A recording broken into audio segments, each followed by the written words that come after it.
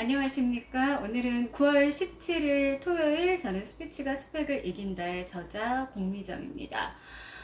네, 월요일부터 금요일까지 너무 바쁜 일정을 보냈는데, 제가 이제 대중교통을 가끔 이용할 때가 있거든요. 그러면 가장 신기한 현상이 뭐냐면, 특히 이렇게 그 어르신들, 이제 노인분들 타는 그 칸에 가잖아요. 그러면, 저 두 분이 지인인가? 이렇게 생각할 정도로 굉장히 대화를 많이 나누세요.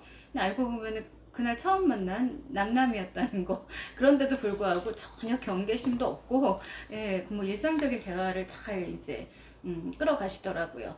엿들으려고 엿들은 건 아니었는데, 어떤 분이 이렇게 전철에 이제 사람이 너무 많으니까 그런 이야기를 하시더라고요. 요즘 젊은이들은 그런 말이 있다면서요. 월, 화, 수, 목, 금, 금, 금, 금. 네. 토요일, 일요일, 휴일이 없다는 거죠. 주 5일제인데도 불구하고 이제 코로나가 터지면서 우리가 재택근무를 하는데, 실제로 처음에는 재택근무를 한다고 해서 이제 많은 그 친구들이 되게 좋아했어요.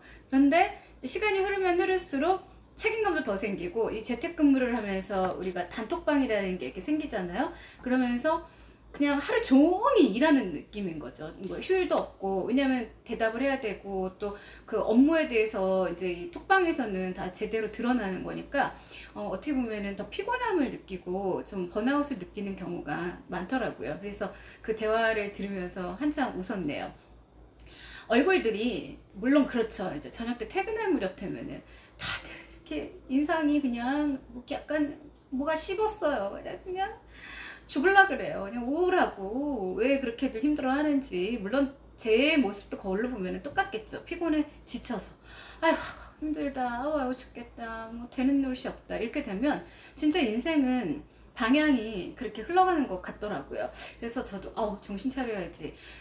좀 힘들다 하더라도 자꾸 입으로 내뱉다 보면은 내가 좀 찌들 것만 같은 그런 느낌이 들어서 조심을 하는데도 어쩔 수 없이 밖에 나가서 우리가 그러잖아요. 직장 생활 중에 뭐 일 때문에 힘든 게 아니라 대부분 모두 인간관계 때문에, 사실 사람 때문에 이렇게 스트레스 받는 경우가 많다고 하는데, 거기에다 덧붙여져서 누가 자꾸 나한테 잔소리를 한다거나 괴롭힌다거나 아니면 어떤 그 쓸데없는 어떤 감정 싸움을 한다거나 그러면 정말 문제가 심각해지죠. 그래서 요즘에는 저도 외부 강연 같은 경우에는 이제 조직 관리라든가 아니면 직장 내 갑질 예방 교육에 주로 많이 힘씁니다. 조직이 편안해야, 예, 또 주변도 편안하고 회사도 편안하니까요.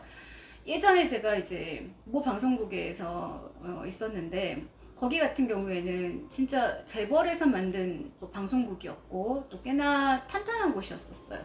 그런데 그 같이 일하는 조직 구성원 중에 누가 문제인지는 모르겠지만 항상 뭐 그 이렇게 노조가 이제 생겨가지고 매일 파업하고 돈 올려달라 그러고 일은 안 하고 서로 간에 갈등 조장하고 이간질하고 노사 간에 이제 문제가 자꾸 생기다 보니까 결국은 문을 닫았습니다. 그 재벌이 이제 필요 없어 이것들. 정말 진절머리 난다.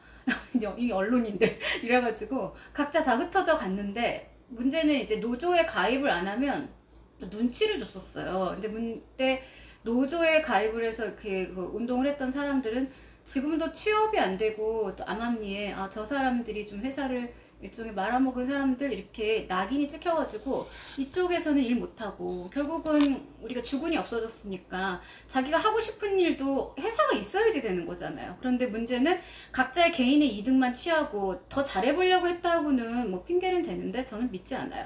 정말 항상 속 시끄러웠고 가기만 하면은 서로 파벌이 조장이 돼 있었고, 이런 조직은 오래 가지 못한다는 걸 절실하게 깨달았던 그런 곳이었습니다. 그래서 어딜 가서 일을 하더라도 직원 내에 정말 친목을 도모해야 되는데, 너무 사적으로 개인적으로 친해지는 거는 권하지 않아요. 왜냐하면 이 개인적인 감정으로 들어가다 보면은 사람이 섭섭한 게 많아지고 계속해서 뭔가를 이 사람이 나한테 해주길 바라고 의존하게 되고, 그러니까 업무적인 효율성이 나지 않기 때문에 일은 그냥 일적으로만 대하는 게 훨씬 좋더라고요. 그래서 우리가 가까이서 말고 멀리서, 그러니까 불가군 불가운 하라 그러잖아요. 그 정도 관계, 예, 주먹 하나 들어갈 수 있는 정도의 관계가 좋은 것 같습니다. 자, 오늘은 우리가 습관이라는 거에 대해서 한번 이야기를 해보려고 하는데, 뭐 유명한 말이에요. 행복도 습관이 될 수 있죠. 그렇죠. 네, 저는 그렇게 생각해요. 뭐 우리가 평상시에 그 습관 자체를 잘 들이고 좋게 들이고 또 행동하고 실천하는 게 얼마나 그 인격적인 면을 강화하고 뒷받침해 주는가는 뭐 아무리 강조해도 지나치지 않는데요. 사실은 인간은 습관이 제2의 천성이라고 하잖아요. 네, 모든 게 다 습관이잖아요. 그래서 예전에 아침에 일어나기 너무 싫어 했는데 막상 이제 한 달? 2달, 한 석 달 정도가 이제 그 기간이죠. 일어나 버릇하면은 그 시간에 눈도 자동으로 떠지고 몸도 가벼워지고. 근데 뭐든 처음 하기가 힘들어서 그렇지 사람은 모든 게 다 적응이 되는 그런 거더라고요. 그래서 나는 원래 이걸 못해 이게 아니라 계속 해버릇하면은 몸이 기억하고 뇌가 기억을 하더라고요. 자, 몸의 습관이 이제 예를 들어서 외부적인 행동에 의해서 생기잖아요. 그쵸? 운동을 한다거나 좋은 영양제를 먹는다거나 좋은 음식을 섭취한다거나. 그래서 내가 매일 패스트푸드 먹고 라면 먹고 막 이러다 보면은 벌써 이렇게 나트륨 중독으로 막 부종이 생기고 하루만 그래도, 그리고 벌써 막 몸에 뭐 반점 같은 것도 돋아나고 그냥 바깥으로 외부적으로 모든 요인이 드러나요. 그러니 우리가 일상에서 막 게으르고 나쁜 생각하고 항상 불평불만하고 남에 대해서 못마땅해 하고 하면은 이 얼굴이 일단은 이렇게 딱 죽상이라 그러죠. 얼굴 자체가 정말 왜 저 사람은 저렇게 때가 찌들었지? 왜 저러지? 이런 느낌이 들 정도죠. 결국은 내가 내뱉는 언어, 말, 그리고 내가 하는 어떤 자그마한 몸짓, 또 행동, 수신호 모든 게 나의 품위를 대변을 해주는 거기 때문에 실제로 그냥 하루아침에 이렇게 뭔가가 해결되지는 않아요. 꾸준한 노력과 또 꾸준한 시간과 그리고 또 꾸준한 습관이 필요한 거죠. 우리가 이제 절제를 습관할 때 원칙에서 벗어나는 행동을 하게 되는 걸 싫어하죠. 사람이 왜 통제 속에서 살잖아요. 이거 하지 마, 이거 하지 마. 근데 그런 얘기 들었죠. 어려서부터 너무 부모가 그것도 하지 마, 저것도 하지 마, 너는 왜 그 모양이야, 이 소리를 들은 사람은 무언가가 하려고 했을 때 벌써 멈칫해요. 그래서 성인이 됐을 때 이미 어렸을 때 그 기억이 자리 잡고 있는 거예요. 그래서 부모들이 아이들한테는 웬만하면은요, 부모는 아이들의 유년 시절을 책임져야 할 의무가 있거든요. 그렇기 때문에 웬만하면은 그래 잘했어 이렇게 해보는 게 어때 이런 식은 괜찮아도 하지마 너는 이거 하지마 하면은 성인이 돼서도 뭔가 그 지시에 의해서는 뭐 움직여지는데 스스로가 뭔가를 한다고 했을 때는 그 판단력이 흐려지고 우유부단한 사람으로 또 자라날 수도 있는 거죠. 제가 이제 요번에 영화를 하나 봤어요. 네, 이건 스포기 때문에 말은 못하겠고, 옛날 영화 아일랜드라고 해가지고 좀 공포영화 스릴러였는데, 거기에서 보면은 정말 사람이 가장 잔인하잖아요. 그 영화 자체 내에서 복제인간의 그거 내용을 다룬 거였는데, 이제 약간 비슷한 맥락이긴 한데, 어느 그 섬에 교도소에 이제 죄를 진 사람들을 데려다 놓고 그 약물 실험을 해요. 그러면서 너희들한테 자유를 줄 테니, 미국 영화였는데, 자유를 줄 테니 대신에 이제 이 실험에다가 동조를 해라, 승인을 해라. 그리고 나서 그 바깥에서의 그 형량을 좀 감형을 해주겠다. 그래가지고 뭐 도둑질한 사람, 가장 큰 뭐 살인을 저지른 사람, 이제 이런 사람들이 모여 있어요. 물론 이제 막 먹는 것도 최고급이고 또 뭐 운동도 할 수 있게 해주고 또 가끔은 정말 뭐 보상 차원에서 이렇게 바다도 볼 수 있게 해주고 되게 환경적으로는 이제 좋은 환경이지만 그게 뭐가 이렇게 좋겠어요. 그 허리춤에다가 이제 약물을 주입을 하는데 제약회사에서 실험을 하는 거예요. 그래서 뭐 엠포리 이 정도면 눈치채시겠네요. 또 아이 이래가지고 달변제가 있더라고요. 깜짝 놀랐어요. 말을 잘하는 이제 그 약물을 집어넣으면요, 사람이 갑자기 이 언어의 그 전두엽이 확 발달하면서, 언어는 이 왼쪽 뇌 오른쪽 뇌에 있을 때 우뇌가 발달한 사람이 말을 굉장히 잘하거든요. 그리고 책을 항상 습관적으로 읽은 사람들은 말을 상당히 논리적으로 잘합니다. 그런데 그게 약물을 넣었을 때, 주입을 했을 때 이 변화, 그리고 또 엠포리는 막 이렇게 사랑이 막 넘치는 거예요. 그러다 보니까 모든 사람을 봤을 때 막 사랑하는 감정이 생기고, 가장 그 무서운 약물이 거기서도 번뇌를 집어넣는 약물이었는데, 나중에는 그 약물이 막 그 과량으로 막 기계가 잘못돼서 가니까 그 사람이 그 괴로움에 막 끔찍하다는 거야. 몸이 막 활활 타오르는 듯한 그런 느낌이 드는데, 생각이 지워지지 않고 막 나쁜 생각, 부정적인 생각, 그리고 과거에 자신의 그 트라우마들이 막 건드려지면서 나중에는 스스로가 막 끔찍한 끔찍하게 그 자살을 하는 장면이 나왔었는데, 와, 그런 걸 보면서 와, 저런 걸 가지고 개발을 할 생각을 하는, 그 영화도 기발하고 그런 게 실제로도 있을 수 있겠다, 그런 생각이 들더라고요. 좀 무서웠어요.